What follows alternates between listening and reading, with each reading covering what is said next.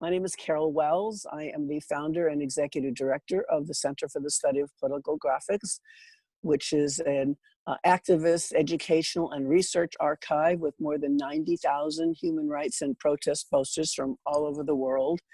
And one of the things that I really hope that we have more of a greater understanding after today's webinar is how important posters are to social movements, past, present, and future. That there's never been a viable movement for social change without posters at the center, or the arts in general, at the center of those movements. So we're talking about theater, music, poetry, dance, and of course the political poster. I want to also thank our funders who have given us, allowed us to do both the exhibition, this webinar, and the primary funders are the City of Los Angeles Department of Cultural Affairs, the Los Angeles County Arts Commission, the Getty Grant Program, and individual donors. I also want to give a shout out to Esperanza Community Housing and the Mercado La Paloma. They have been our venue partners for over 8 years. And this exhibition was supposed to open at the Mercado La Paloma downtown in South LA, but due to COVID-19, that didn't happen. So we've transformed it all obviously into online. Also want to give special thanks to the J. Paul Getty Trust and the California Community Foundation for helping out artists and small and mid-sized arts organizations like the Center for the Study of Political Graphics with emergency funding to get us through, help get us through this very, very challenging times, so to say the least. So again, the exhibition that this is connected with is called Activists, Artists, and Sisters, Posters on Women Fighting for Justice. And I want to point out, we had a curatorial committee that helped organize the exhibition, and 2 of the members of the curatorial committee are actually part of the panel. So we'll be able to really talk a lot about how that came about. But it's important to note that every single poster in the exhibition, even the ones produced this year, 2020, were made before the COVID-19. And so the interesting aspect of this panel is that even though the COVID-19 didn't even exist when we were coming out with these posters, the fact that with the exhibition, the fact that every single issue in the exhibition has been impacted by COVID-19. So this exhibition, which you can see again, if you go, it's linked through our website, politicalgraphics.org, deals with a range of issues affecting women, domestic violence, abortion, lack of affordable health care, rape as a weapon of war, unpaid labor, income inequality, women in the prison system, immigration, and the list goes on and on. So I would like to introduce you to our first panelist, who's Vivian Rothstein. Vivian is a labor rights activist, a feminist, a community organizer since the civil rights and anti-Vietnam War movements. Inspired by her experiences during a peace delegation to North Vietnam in 1967, Vivian co-founded the Chicago Women's Liberation Union in 1969. It was one of the earliest second-wave feminist organizations. To create posters for the growing women's liberation movement, the CWLU founded the Women's Graphics Collective, and 3 of the posters from the Women's Graphics Collective are in the exhibition. The CLWU founded the Women's Graphics Collective in 1970, and Vivian, for the last 17 years, has worked with the Los Angeles Alliance for a New Economy, known as LANE, an advocacy organization working to lift standards for workers in the region's major low-wage industries. Vivian. Yes. Welcome. Good afternoon. Thank you. Glad to be here. Okay. So tell us a little about what led to the creation of the Chicago Women's Liberation Union.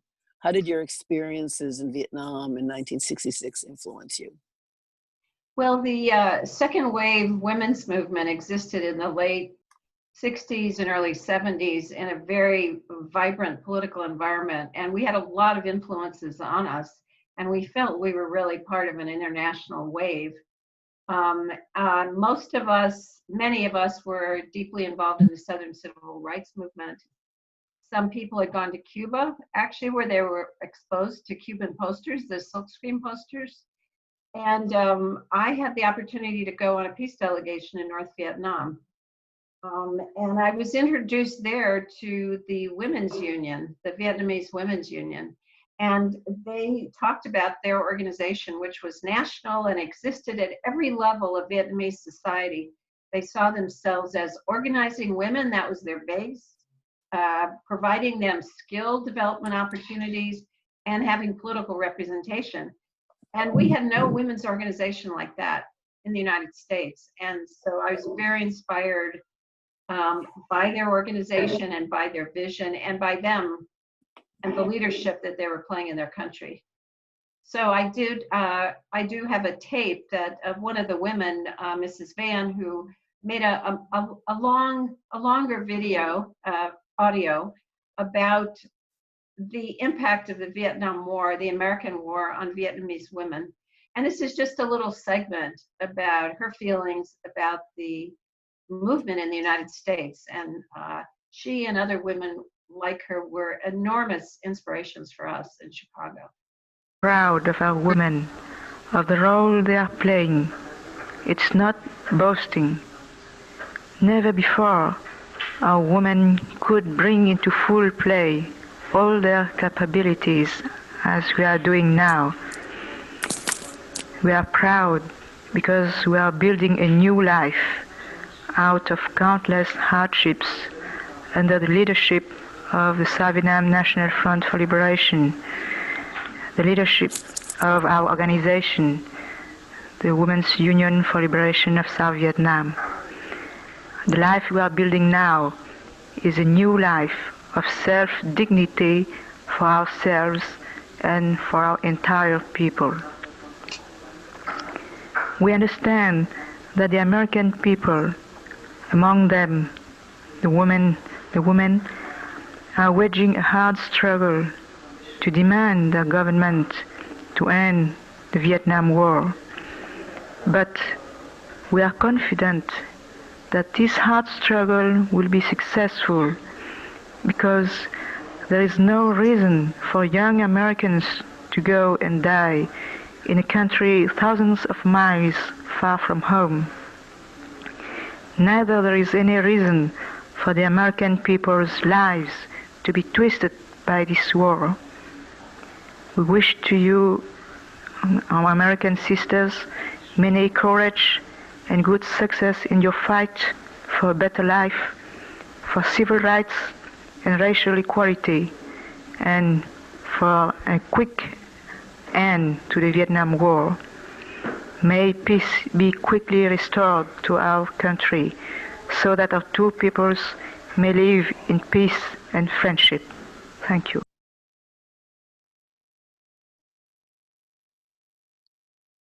So Vivian, you want to discuss that a little bit? I think just one quick comment. So much of that could be relative to today and the war against the people of color and the poor and the undocumented. And so there was like, you know, a lot of the things she was talking about, the circumstances haven't changed as much in the 50 years as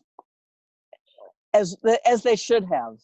So can you just talk a little bit more about then what the cultural forms that were present in the social movements at the time that inspired, made the connection that you did between the Vietnam women's movement and the United States? Well, one of the remarkable things about the Vietnamese movement to end the war is the confidence they had in American people to see the injustice of the war and to organize against it. And they in particular felt that women were very effective organizers and very effective communicators about the tragedy of the war, and had an easier time to express compassion for what was going on to the Vietnamese. So we were a group of, anti-war activists and community organizers. I was 21 years old, and I got invited to a country that was supposed to be our enemy on the other side of the world, behind what was then called the Iron Curtain. And it was just remarkable, the trust that they had in people like us. It was inspiring to us to realize that our organizing really could have a worldwide impact. So that was, it was an undeclared war, so, but our passports were taken away by the State Department. You know, it was illegal to take your passport to behind the Iron Curtain without approval from the government. But I'd say that in terms of art and cultural forms, that starting in my experience with the Southern Civil Rights Movement, photographers played a really important role, kind of the same way that cell phone videos play right now. That what was going on in the South in terms of racial oppression was invisible to the United States, to most Americans. And so the photography, the people who actually were provided cameras and were helped to go to the South and take pictures, those visual forms are still very alive today, but they were so profound then because they put a picture and a face to racial oppression. People hadn't seen it. And then I'd say, I mentioned before the Cuban revolutionary movement, which there were many American activists who were connected to Cuba and at least introduced to Cuba, and were introduced to their silkscreen posters, which became kind of a model for very vibrant, exciting images, very creative images, nothing like what people had done like in the old Soviet Union or, you know, these were modern, audacious colors and images. And I think they influenced, at that time, everyone who was doing posters in the American movement. So, and I have to say, I see the video recordings now that have helped to waken Americans' consciousness about police violence as forms of art, of people's art. And they're having a profound impact. Yeah. And my last question is, and you're still an activist, you're still organizing and your work with Lane, how has COVID-19 impacted your work and the people you're working with? Well, as you mentioned before, every issue that we identified in the 70s as oppressing women and keeping women from living full lives are on display right now. The lack of childcare, the lack of access to medical care, the upswing in domestic violence that's going on right now, and women isolated in low-wage, very poorly paid service jobs. And also being at that time segregated into jobs that were just for women, and then there were jobs that were just for men. So it's everything. COVID is like opening up a window, or maybe a curtain, to what's really going on in terms of inequality at every level in the society at this point. Yeah, that's certainly true. Well, thank you. We'll be revisiting a lot of what you have to say during the Q&A. So our next panelists, they're actually two women. They're part of an anonymous fourth wave feminist art collective called Tomorrow Girls Troupe. It was founded in 2015. Their social art projects are internet-based, focusing on gender inequality issues in East Asia. And the graphics and performances that target issues that society would rather forget or ignore, from the comfort women of World War II to contemporary trafficking. 3 of their posters are in the exhibition that we're launching today, and we are very fortunate to have. And they were also on the curatorial committee, and we're very fortunate to have two members of this collective, Gaewol Song and Myung Soon Kim, who's actually speaking to us from Seoul, Korea, South Korea. And so they will talk more about the why the anonymity and how the organization started. Gaewol or Myung, who wants to start? Hello, I can start. This is Gaewol Song. Hi, this is Gaewol. So we use all alias, and this is my alias too. Apparently you see me wearing mask as well. Well, first of all, we wanted to protect our identities because there is a backlash, especially Korea and Japan, and we know we are already classified as a dangerous group, feminist group, by some online groups. They're like dying to find out who we are. And so we use alias. Those aliases are from formerly deceased feminist artists, both in South Korea and Japan. So my name, Gaewol Song, she was a journalist, a writer, and activist in the modern Korea times. But the society saw her more about her look, of course, back then. So we wanted to revive all those forgotten names and bring back strong as a strong figure. And about our masks, of course, we were deeply inspired by Guerrilla Girls. And one of our members came up with the idea of making masks. He makes masks for his hobby, interestingly. And we came up with the design of a hybrid of a rabbit and a silkworm. Both of those are considered to be very weak.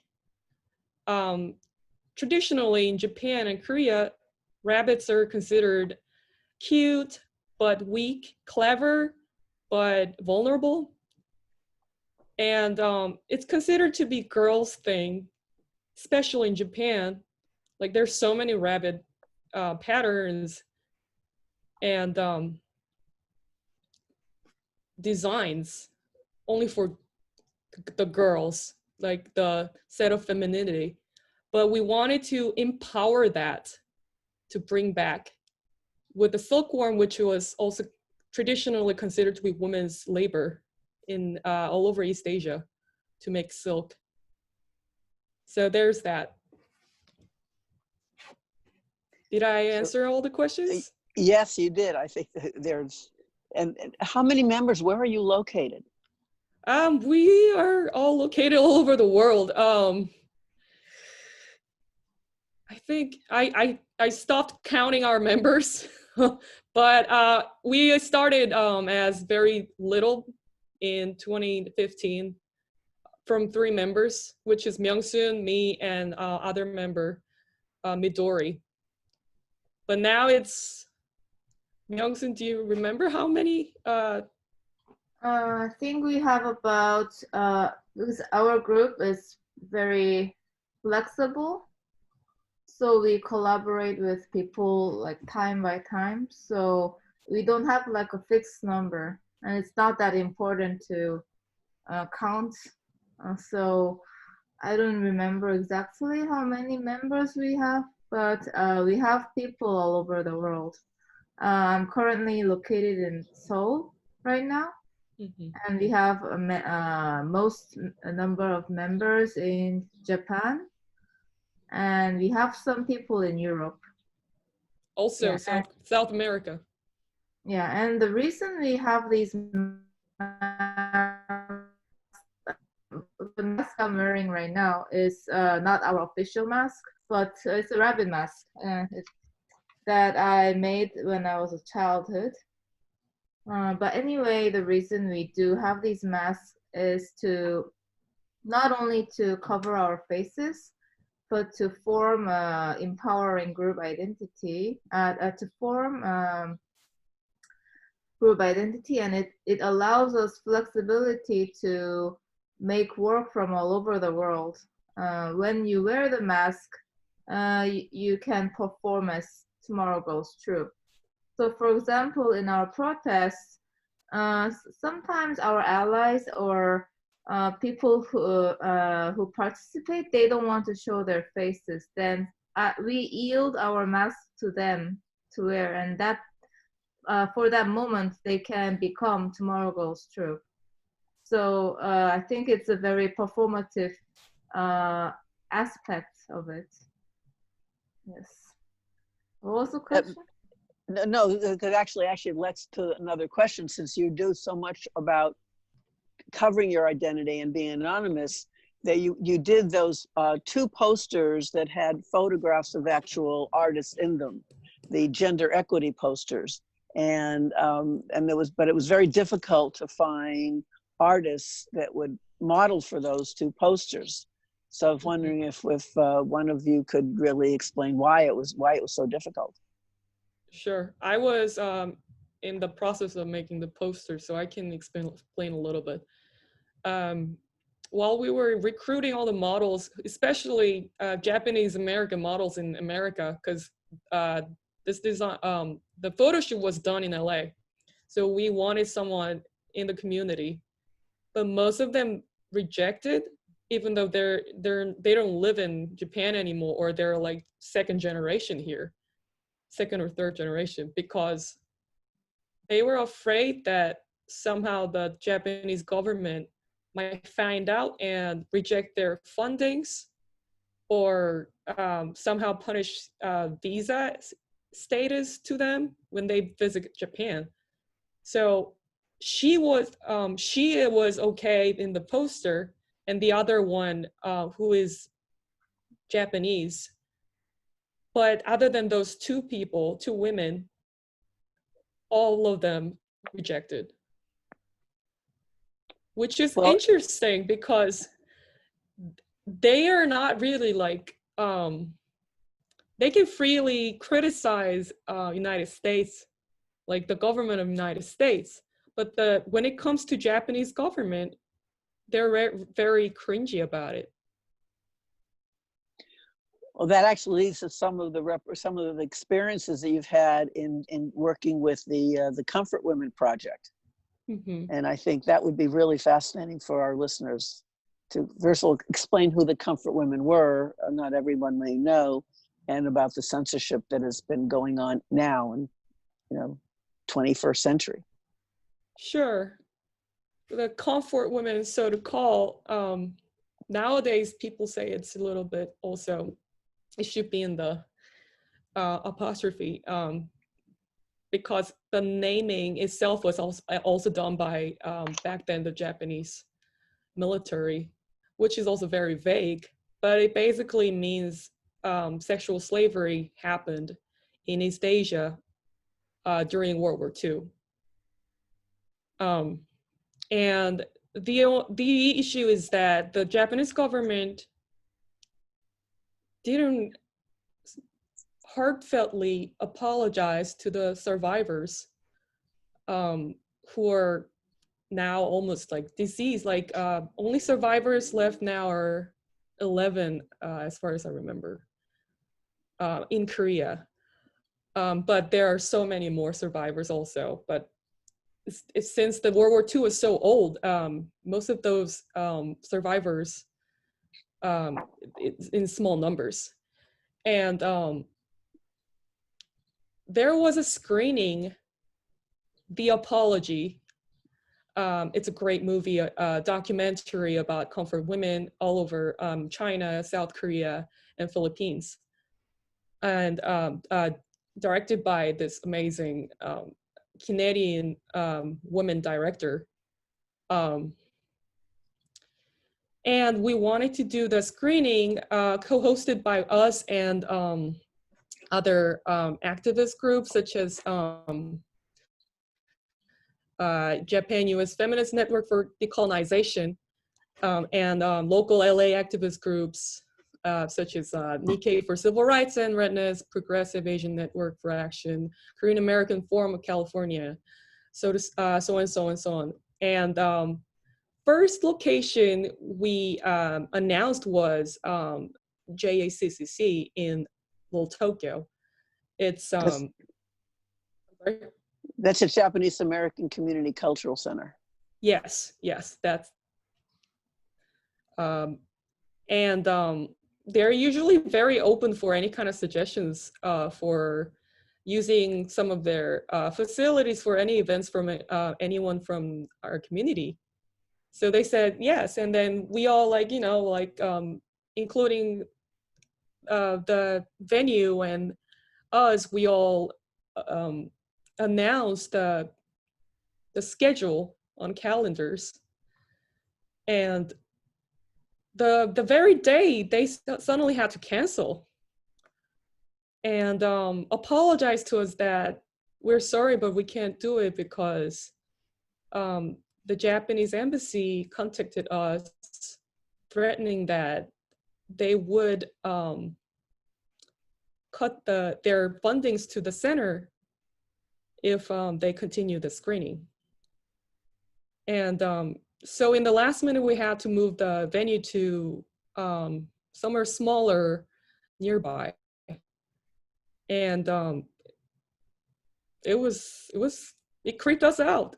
How did they even find that out? That we were having screening and it was about comfort women, which apparently the Japanese government doesn't like at all. You know, that was a stunning story that's happened. I mean, it's on one level, it shouldn't surprise any of us, but we get comfortable in our, you know, in our activities and don't think it's going to happen to us. But there was also, I mean, there's statues of the comfort women that the Japanese government are trying to get destroyed or dismantled in California. I think there's two. Oh, yes. One in Glendale in Los Angeles, and the other one is San Francisco.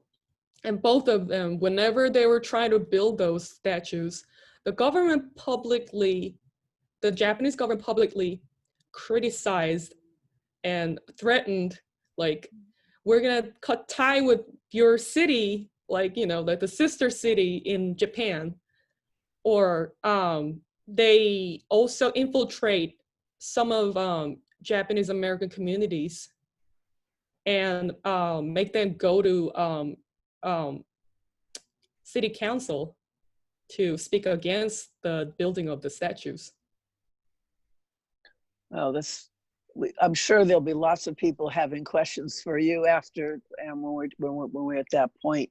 So just as a and for this section, have you in your organizing? I know in your performances, is this COVID-19 making doing that kind of organizing and performances more difficult?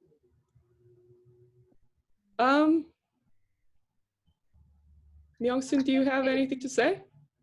Actually, we were going to have a solo exhibition in Tokyo this winter, but we have to postpone it to next year because because we have members from all over the world, and it is a very hard time for us to travel around, and especially like a group like us whose members are in different locations. It's very difficult to gather physically. So we had to cancel it. Yeah, that's happening, I think, a lot of many places around the world. Well, thank you, and we will come back. We will certainly revisit you very soon. I now want to introduce Janani, and she has an audio tape from India from a woman artist, Tanzila, whose poster. Can we show that poster? It literally went viral around the Shaheen Bagh protests that started in last year in India. And I want to introduce Janani and have her give some background to the protests and talk about the poster. Thank you, Carol, for having me on the panel. Tanzila's poster really speaks to the theme of Indian women as active agents of contemporary social and political change. So, I mean, I will play the video clip shortly where she talks about what inspired her to produce this work of art. But before that, I want to just quickly sketch out the socio-political context that frames this work of art.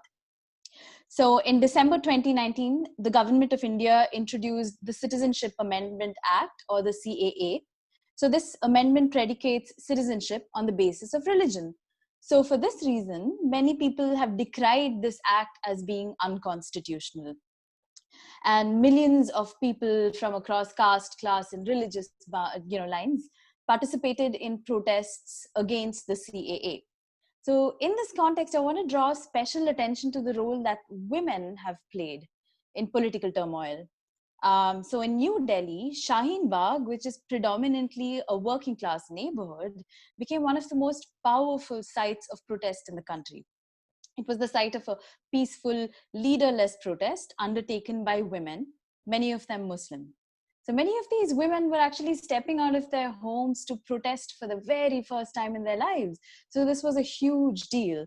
And this protest has also been considered really remarkable because it brought Indian Muslim women, many of them, who are traditionally seen as kind of reserved when it comes to politics, out of their homes to fight to uphold the Constitution of India.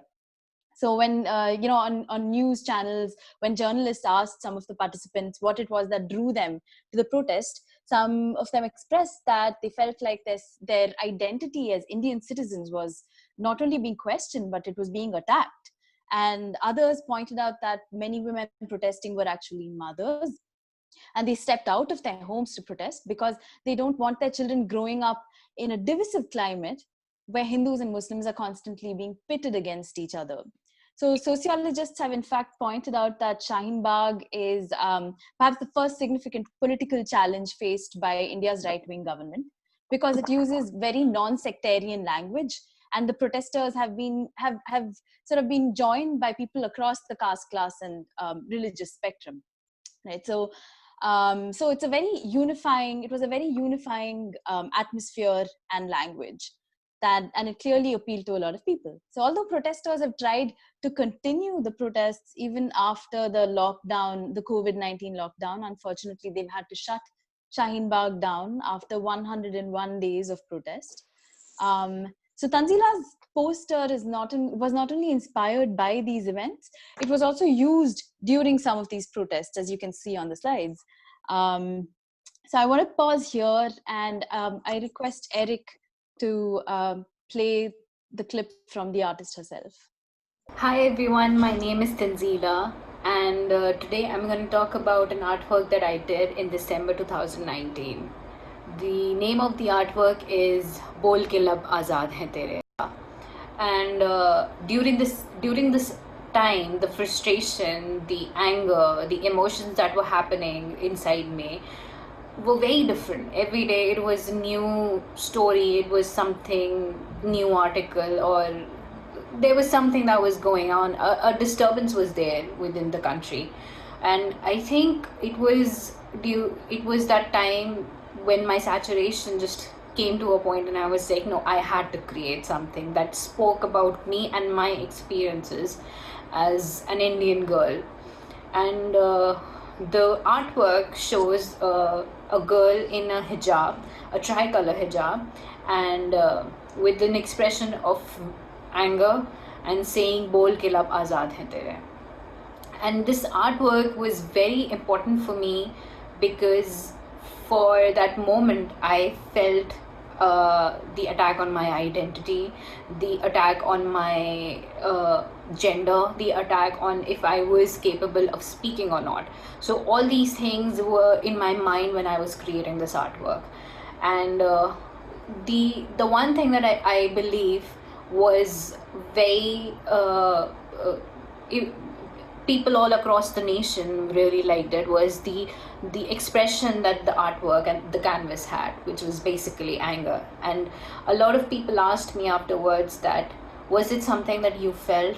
Was it, like, whatever even if you felt that anger, it could be shown in your artwork. And I feel it just blew up the internet because a lot of people loved it, and a lot of people could relate it irrespective of their gender, which was the best I think any artist could possibly think of.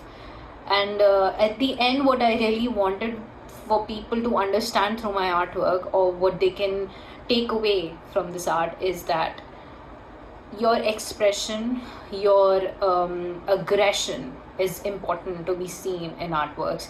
And I think when we talk about political graphics, it's important for the artist to understand that whatever they are showing, it is legit, it is relatable to a large amount of people, to the majority. And I think this was something which was very important.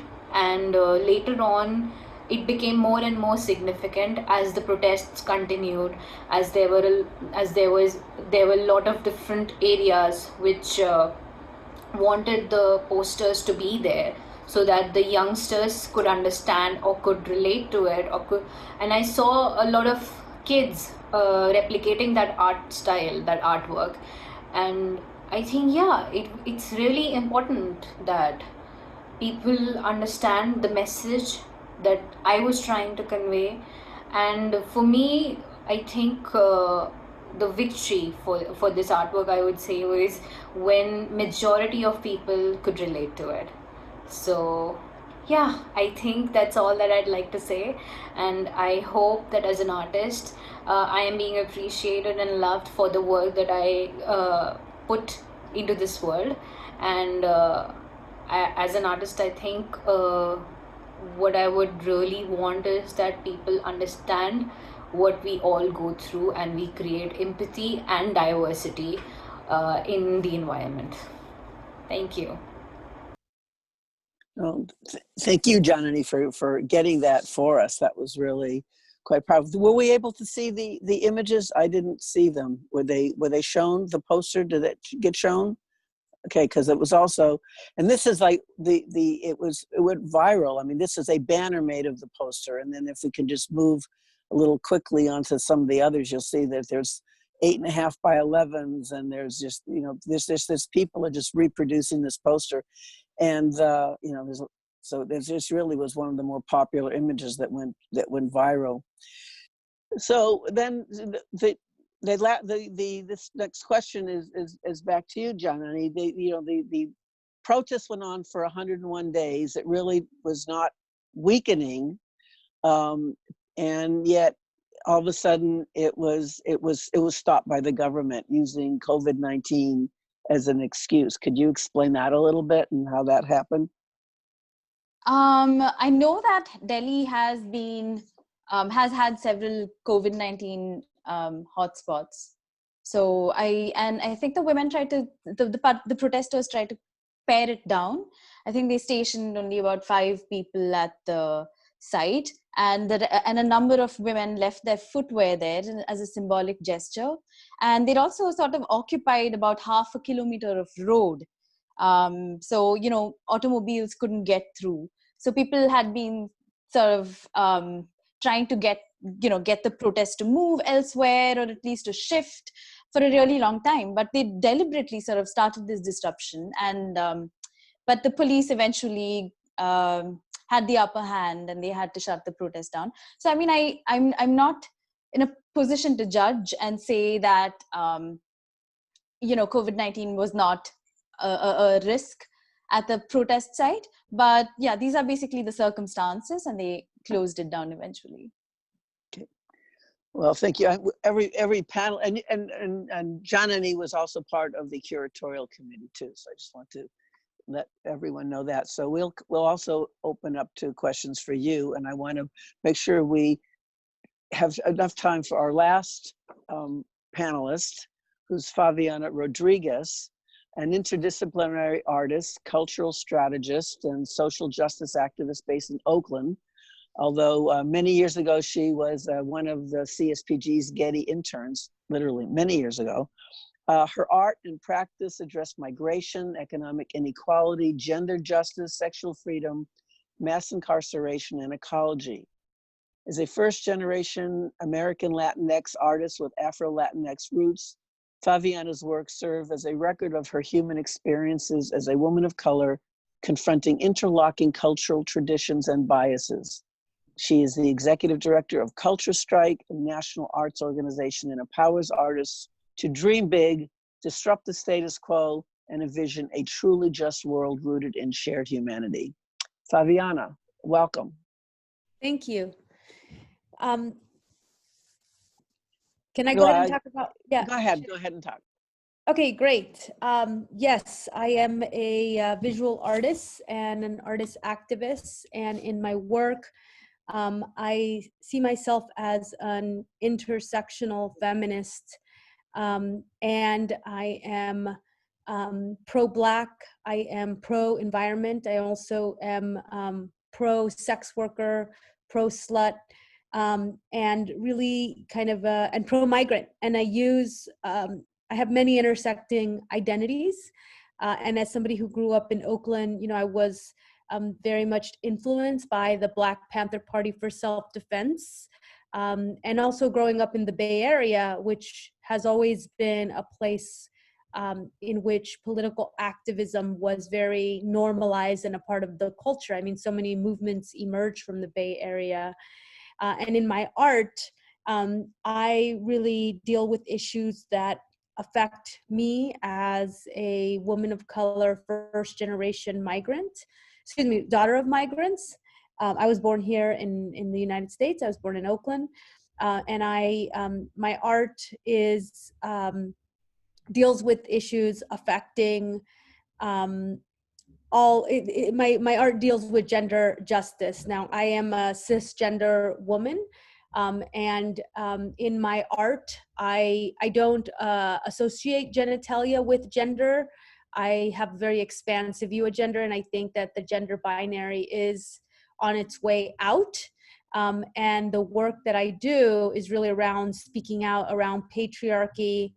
You could keep going with the slides so people could get a sense of the work. Thank you. And really looking at how it is that we can reimagine gender while also being very sex positive, because I think for me, as being involved in many different communities, including the sex positive community and also in supporting the rights of sex workers, I'm personally very much hungry for a feminism that embraces gender expansiveness and that also works to end like the kind of sex negative and patriarchal culture that has just really limited our bodily autonomy. And so in my art, a lot of those themes come up, as well as themes of environmentalism. I mean, I'm very influenced by ecofeminism. I'm very inspired by folks like Judy Berry. I'm inspired by the founders of the environmental justice movement, overwhelmingly who are Black women. I always try to weave those things in, because for me, the exploitation of the earth is really a exploitation, a commodification of a body that gives life. And when I think about the extraction of oil and really the violation of our planet, it is around the violation of a body and the extracting of the natural lubrication of the body, which is, you know, like the way we extract oil is just a complete taking of the earth, and that is all informed by a patriarchal and white supremacist culture. So in my art, I address all those themes. And I was inspired to create political posters because it is really the first art form that I saw that directly challenged white supremacy. I mean, when I was 18 years old and I did my first internship at the Center for Study of Political Graphics, and I looked at the posters of Emory Douglas and of the Black Liberation Movement and of the Guerrilla Girls and of, you know, folks like Barbara Kruger, and I looked at all of these artists who were really speaking truth to power. I had never seen that before. I hadn't seen it, even though a lot of the things they were saying resonated so true. I had just never seen it in an actual object. And that really paved the way for my work, because I realized that there could be work that directly confronts a systems of oppression. And so it really shaped me. And so political posters are the foundation of my practice. And now I'm really evolving the form. I make a lot of like fine art using my political poster approach. So the posters we are showing, but we haven't shown nearly as many as we have, are primarily focusing on women and sexism and anti-patriarchy, but you've really done a much broader, your body of work is international solidarity. It's it's very, very broad. And you've also gone, if I'm correct, all over the world teaching artists how to organize and how to use their art for organizing. Can you talk a little bit about that? Yes. So the I've learned how to organize because I was an activist since I was 14 years old, and growing up in the state of California, and growing up at a time when California was actually a mega prison a state where we incarcerate a lot of people. And when Proposition 187 was first introduced in the state, you know, California was a state where the white nativist movement was born. The anti-immigrant movement was born in the state. And I was a teenager during that time. I was a teenager when, I lived through the war on drugs. I lived through the crack cocaine era, and Oakland was actually very hard hit. So, I always knew that there was systemic racism and injustice, and I knew that my mentors always taught me that there is money power and there's people power.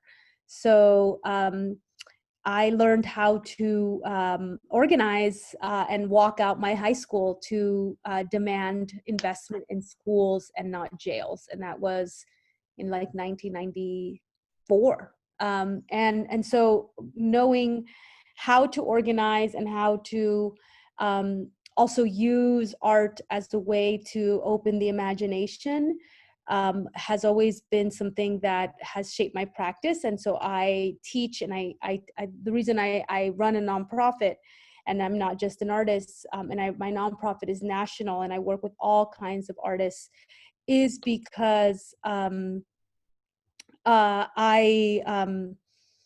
really believe in the power of art to help move ideas forward. I think politics moves very slow, and art and culture move very fast. Unfortunately, you guys are only showing 3 examples of my work. I have a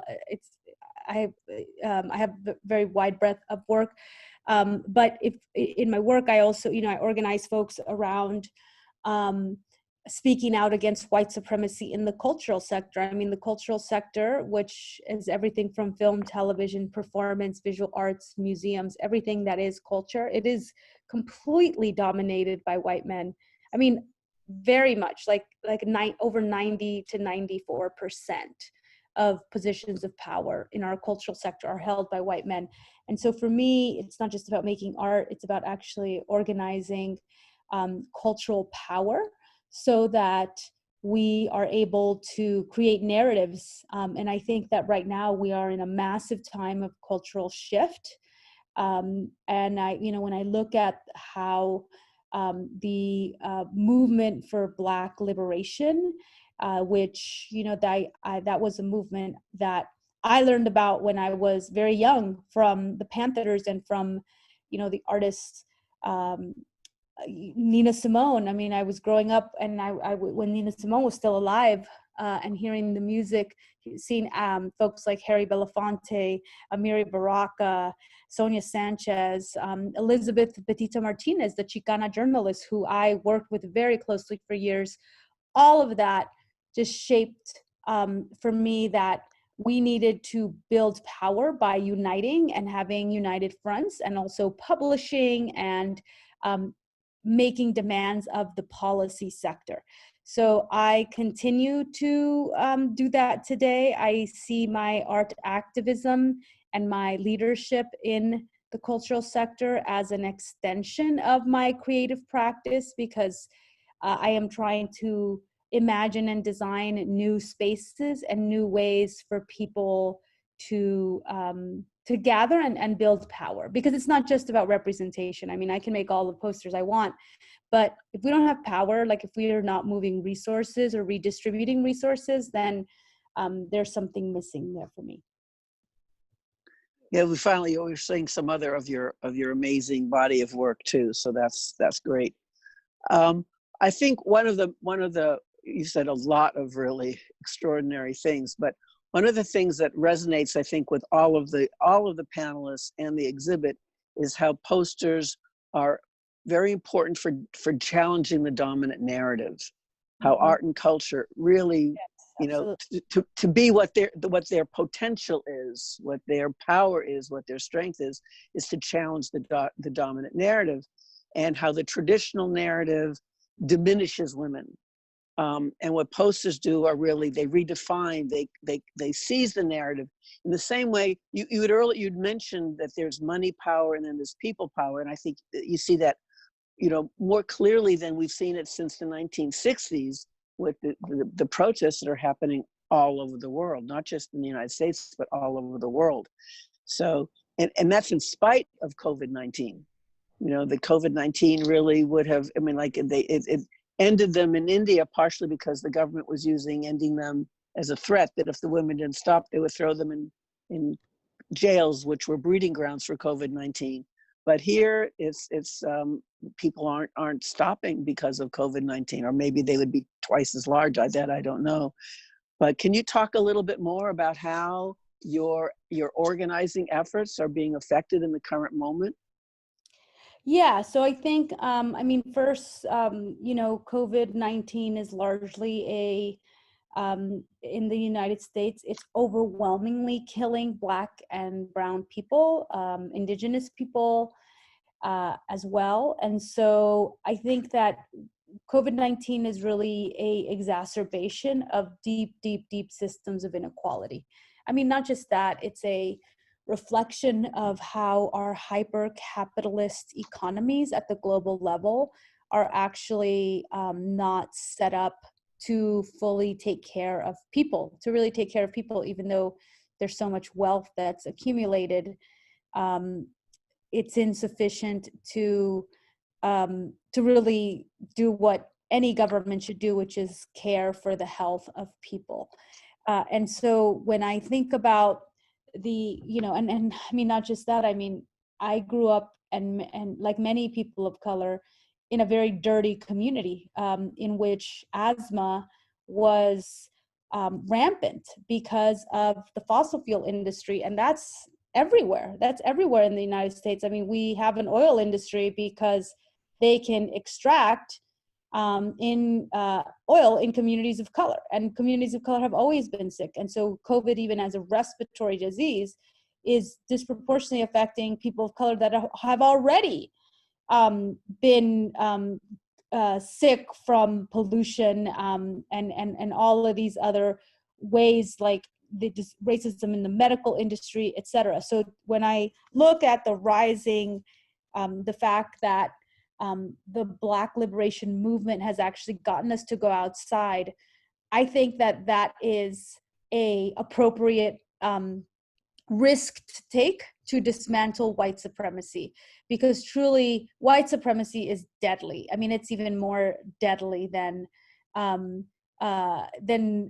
I mean, COVID-19 is deadly, but the deadly impacts of white supremacy, I mean, putting people in prisons, like dirtying our communities, like just poisoning us slowly, it has. And so what I see happening is that the desire to build a different world is stronger than our fear. And I think it's actually very fascinating how, you know, COVID-19 was dominating our news cycles. And there was even a sort of moment when we were entering the world of hyper-capitalism, in the sense where, you know, it was like these large corporations are going to save us. Big pharma is going to save us. And to see that Black Lives Matter disrupted that and really said, no, actually, you have to defund the police and close and defund prisons in order to invest in real systems of care. That to me was such a brilliant pivot, because for a long time since COVID-19 first hit the United States, many grassroots movements were basically demanding what they called a people's bailout, right? Which is that we don't want big bailouts to corporations. We actually need bailouts to the people because of the skyrocketing unemployment indicators. And we also want free healthcare for all. We want a transition to a green economy. Like, as you all saw, like the oil industry, it's worthless. It's worthless because COVID stopped the speed of hyper-capitalism in its tracks. And that was a real opportunity.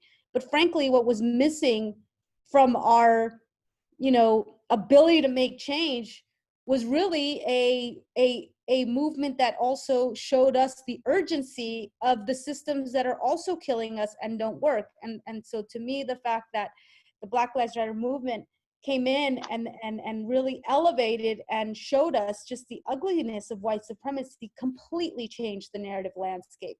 And it makes it easier for all of us. That's why I really believe that the liberation of Black people is actually the liberation of all of us, because when you can say, the states have no money, there's no money, so in order to actually take care of people, the states are going to have to cut budgets somewhere. And we don't want to see austerity measures. We already saw that. We saw what happens when you do that at a global level. But we can cut police, we can cut military. We can basically cut the systems, the patriarchal systems of domination, which are really based in patriarchal ideology. That is this idea that you can dominate and punish. That is a white male colonial idea, that somehow you keep order by dominating and punishing with force, because we don't have to live in that kind of world. We live in that world because men run the world, and especially white men run the world. But that's the history of colonialism. We are still very much living under these ideologies that made possible chattel slavery, and that made possible the genocide of many indigenous people.